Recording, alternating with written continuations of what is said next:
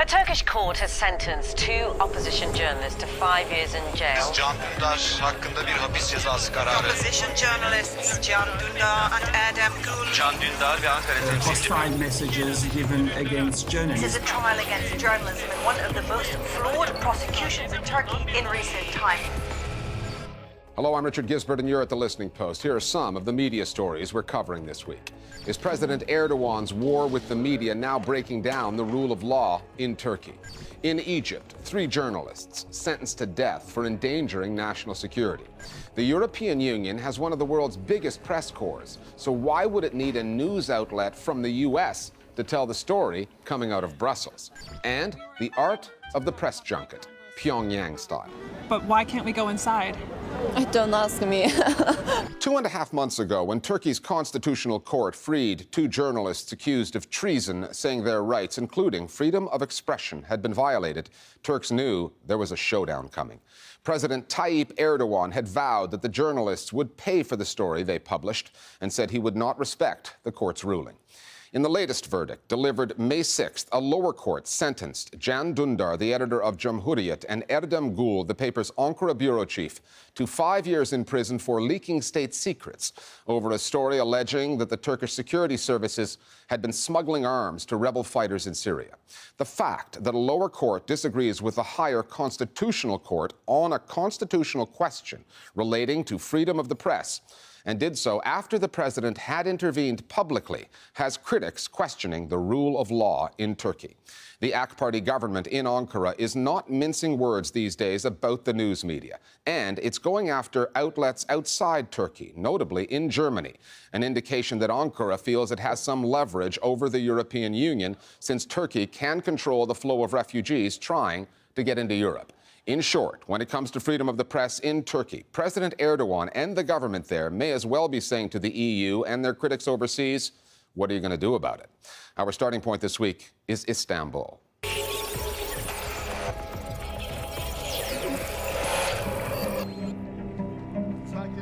The case against the Cumhuriyet journalists took a bizarre turn just before the verdict came down. A gunman fired shots at the paper's editor, missing Can Dündar, slightly wounding a nearby reporter. Shortly thereafter, Dündar and his colleague Erdem Gül were convicted and sentenced to 5 years in jail. 2 saat içinde 2 suikast yaşadık. Birisi silahlıydı, diğeri yasaldı. Turkey claims to have a sound democracy, constitutionally assured. If that were true, the case would probably have never made it to court, based on the interference of the president alone. Baştan beri biliyorsunuz Erdogan got involved in this case right from the beginning. He said that Dündar and Gül would pay a price for their reporting. Bu haberi özel haber olarak yapan kişi de öyle zannediyorum ki bunun bedelini ağır ödeyecek. And this is important because it shows there was political interference with the judiciary. It tells us that in Turkey, the constitutional separation of powers that preserves the independence of the judiciary is no longer working. pek çalışmadığını görüyoruz. Terör propagandası. And then the media, I would call regime's media, targeted almost on daily basis, Can Dündar and Erdem Gül. They have created a very hostile atmosphere in the country. They have demonized Can Dündar and Erdem Gül for doing their job, which is journalism. So they have criminalized journalism and anything which is detrimental. The legal case is complicated. The original decision to free the defendants in February was made by a higher court, Turkey's constitutional court. That's the judgment President Erdogan refused to recognize. Verdiği kararı da uymuyorum, saygı da duymuyorum. Then the second ruling from a lower court ended in the convictions.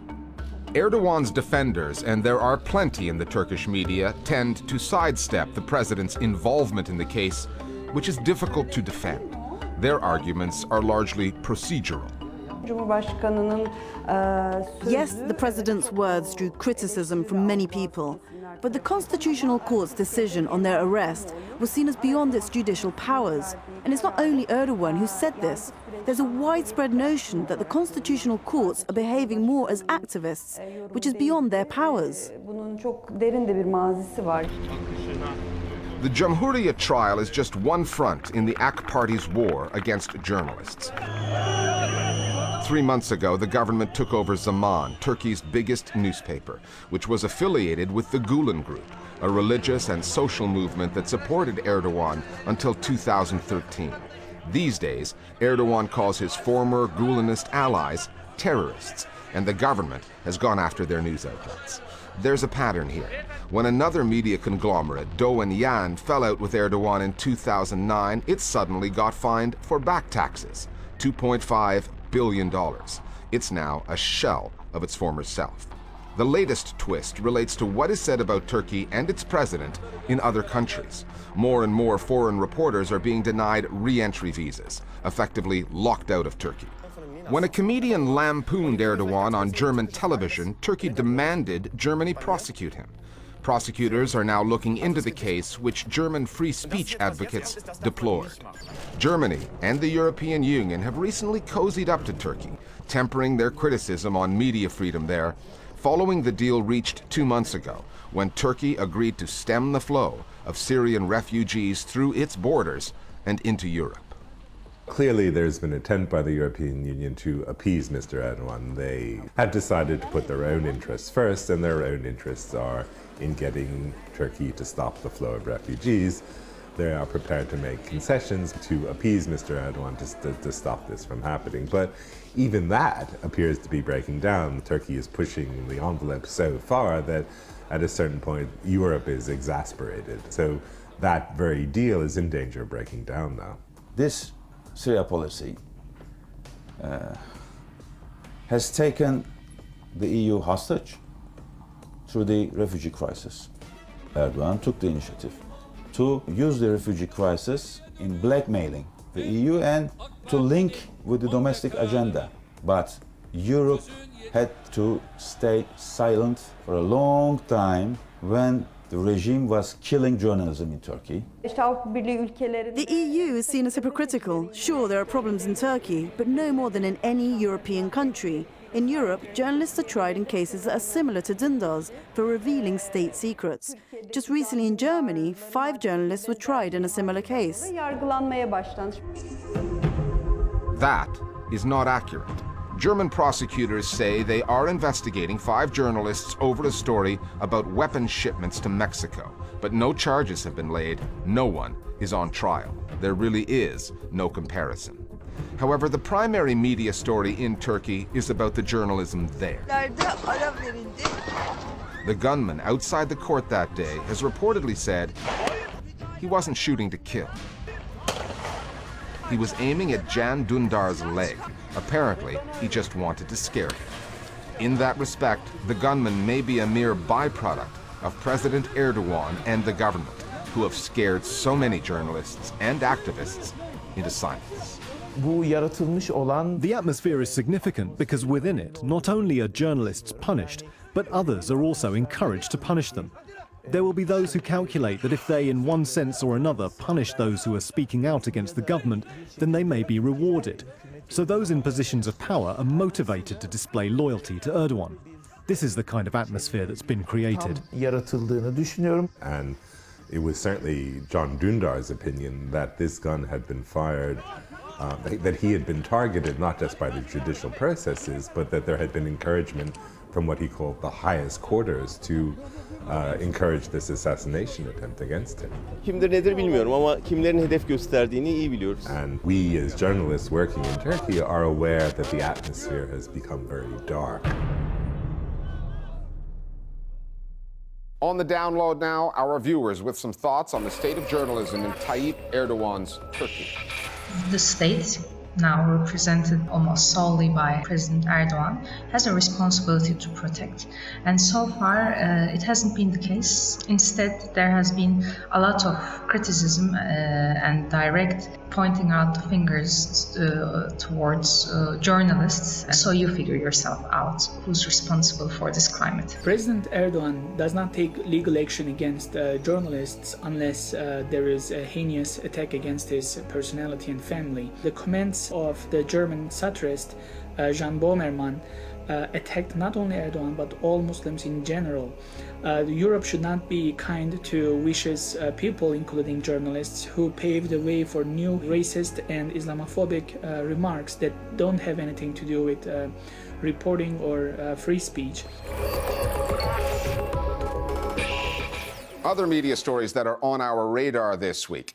3 journalists, including 2 of our own, are among 6 people sentenced to death by an Egyptian court for endangering national security by leaking state secrets to Qatar.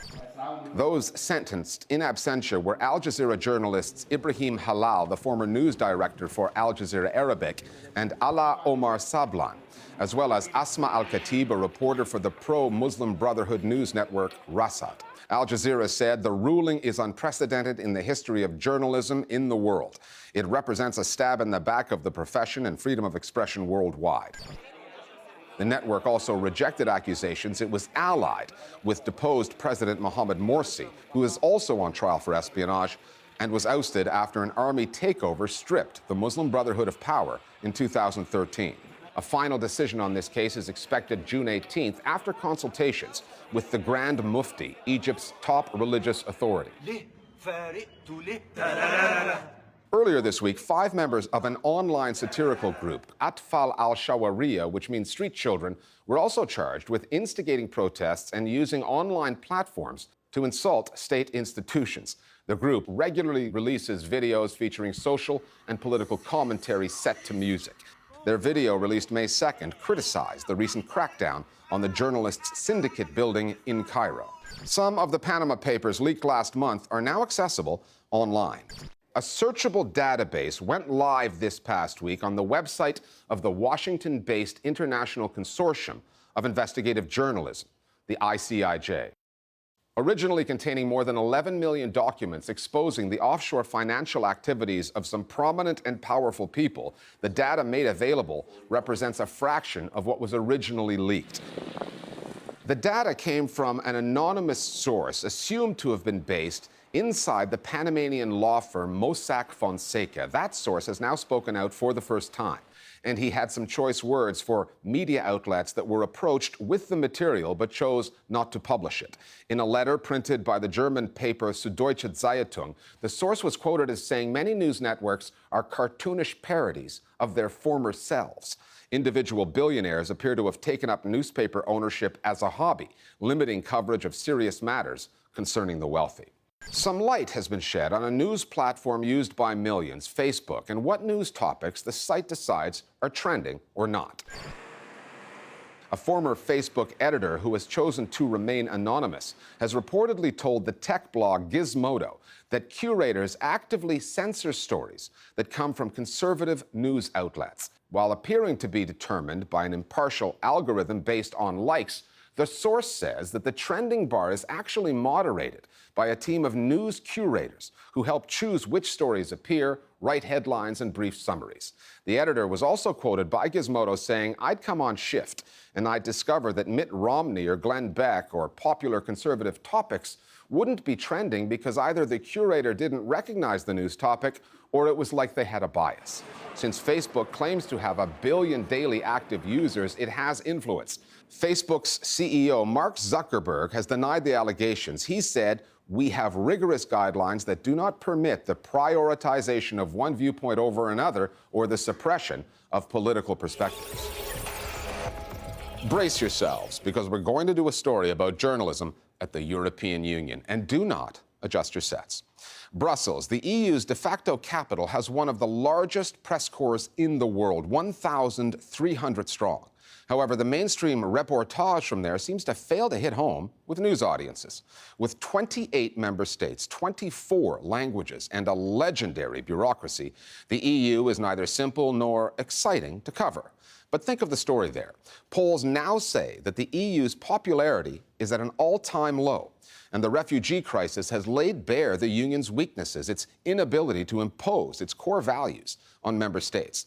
The problem with the journalism is that the reporters assigned to cover EU institutions tend to bring a lot of national baggage with them in the form of biases, and the journalism can be hijacked by polemics.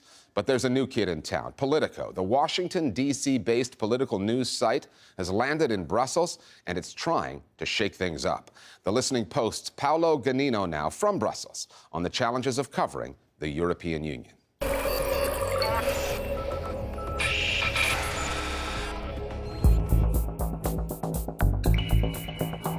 EU migrants grab our jobs.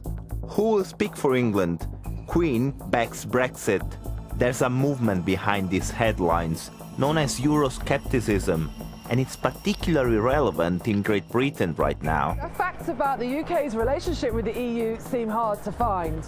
Next month, when Britons go to the polls to decide whether the UK should stay in the EU, they will have seen plenty of those kinds of stories. Campaign, you're going to hear all sorts of claims and counterclaims and even the odd bit of dodgy information. Covering Brexit is especially complicated because you have an extremely competitive media market in the UK, especially in the print sector, and so the tone of coverage is aggressive, and journalists are even more inclined to push conflict and leave little room for reflection that takes into account both sides. The thrust of British coverage on Europe seems to be to sort of err on the hysterical as opposed to the well-informed. If you send someone here and your mandate is let's find the most ridiculous thing and blow it up into a story, it's not that hard. If you send someone to cover Whitehall and say, okay, your mandate here is to find the stupidest thing the British government is doing on any day, you would find a lot of stupid things. But it doesn't mean that you actually understand whether this is a sound policy or not a sound policy. And that's the kind of coverage that's been missing here. The UK is not alone. On the continent, coverage of the EU is often more parochial than pan-European. Most news outlets see the EU story through a domestic lens, focusing on what the EU's policies mean for a particular country rather than for the Union itself. The recent authoritarian drift in Poland, in defiance of the EU's core values, did make some headlines in neighboring countries like Germany, but tapered off almost immediately. And with a few exceptions, the mainstream media failed to cover the European angle of the story. Many journalists, politicians, critics have discussed how media freedom in Poland might be endangered due to the new Polish government, but very often there's only a short attention span. Many people from inside the media, from politics, also from academia, keep on asking for a pan-European medium for years now, saying there's no European audience and we need to create one. The German newspapers, like the Frankfurter Allgemeine and Süddeutsche Zeitung, and also the public service television, like ARD and ZDF, cover the European Union as an autonomous center of power, rather than as a story about what can we get out of the European Union. It's quite remarkable that even in countries like Italy, France, Netherlands, Spain, all of which, until very recently, had no Eurosceptic parties or movements, didn't develop a pan-European journalism. The main reason why there is no pan-European media is mainly because of languages. And so here at Euractiv, we publish in 12 different languages. We actually have journalists on the ground which publish in their own language. They can take up the content that we produce here in English, and they then adapt it to their national audience. It means they can select the news that they think is relevant, and they can add a national flavor to it. On the same topic, there will be national sensitivities, which can be very, very different. The space for pan-European journalism is very limited, as some have learned the hard way. The European tried in 1990, riding the wave of enthusiasm that followed the fall of the Berlin Wall.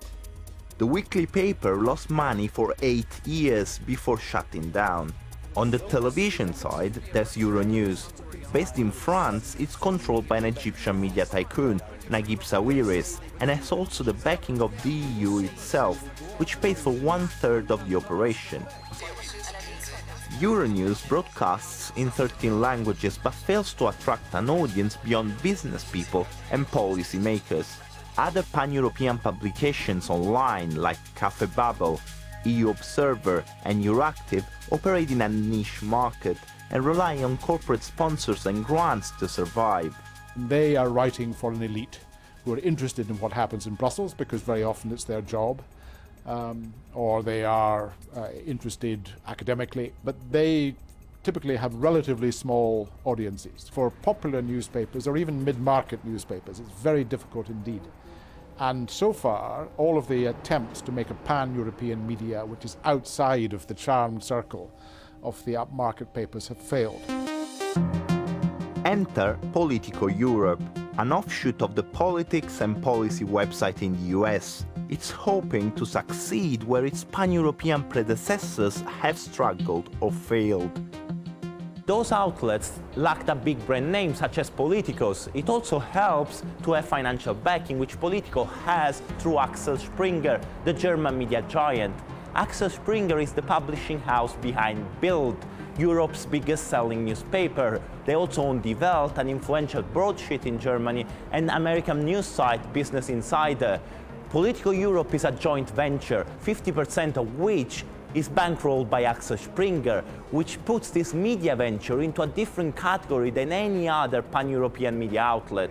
Axel Springer said, let's try and join forces, come to Brussels, because there is an opportunity here. It's really quite amazing that no one has seen the opportunity, that there really was an open playing field. I mean, we're not trying to steal anyone's cake. Politico has changed the media landscape here in Brussels quite radically because they have a big budget and because they came up with a big team of journalists. They came with mainly American reporters, American style of reporting, sometimes very aggressive, very personalized. And here in Brussels, it doesn't always work because this is not the way things happen over here. It's amusing for me to hear some of the kind of very vague criticism, you know, you're sensationalist, you're superficial. There is a strain of tabloid in our approach. We've hired reporters from tabloid newspapers. They have a great nose for reporting. One of the dangers of political reporting in a place like Washington, which is the same danger as you have in Brussels, is that journalists become part of the establishment furniture. You know, you're close to your sources, they invite you over for dinner, you know them intimately, and you feel, well, I'm part of the ruling establishment here. Coming from Politico, that's a bit rich, given that the main knock against its US operation is that it's too close to the power brokers in Washington, too detached from America's reality. Politico itself is not the cure for what ails journalism in Brussels, but the formula behind the site, outsiders, stateless, well-funded, might be just what the EU and the reporters covering it need. More, please. And finally, international journalists who traveled to North Korea this past week were ostensibly there to report on the 7th Congress of the ruling Workers' Party, the biggest political event there in decades. What most of them got instead was a scenic tour of Pyongyang. What one BBC news crew got was a one-way ticket out of the country. Correspondent Rupert Wingfield Hayes was deported, along with his producer and his cameraman, after the authorities decided that he had filed reports that spoke ill of the government. Now, North Korea is not the only country that tries to control its image in the global news media. But when it comes to managed coverage under the watchful eye of government minders, this one was right up there. We leave you now with a lot of journalists trying to report on what their minders were willing to let them see, which wasn't really what they had in mind. And we'll see you next time here at The Listening Post. Our government minder told us to dress up for opening day, but our access was denied. But why can't we go inside? Don't ask me. Y esto es lo más cerca que podemos estar los periodistas extranjeros. The assembled media packed onto buses. We don't actually know where we're going. Here we are in the March 26 electric cable factory, and this is the swimming pool. So from what we can see, it really is a workers' paradise. Dans la famille Kim, voici à gauche Kim Il-sung, le grand-père. Rendez hommage à nos leaders. We were told it was here that as a child, former leader Kim Jong-il fired one of the first North Korean-made rifles. The 7-year-old's got 3 bullseyes? Yeah. That's pretty impressive. But we're not allowed to talk to ordinary people. If I turn and try and ask these people, they run away. Everything we see looks like a setup. We were invited to North Korea to cover this historic Congress, but so far we haven't been allowed anywhere near it.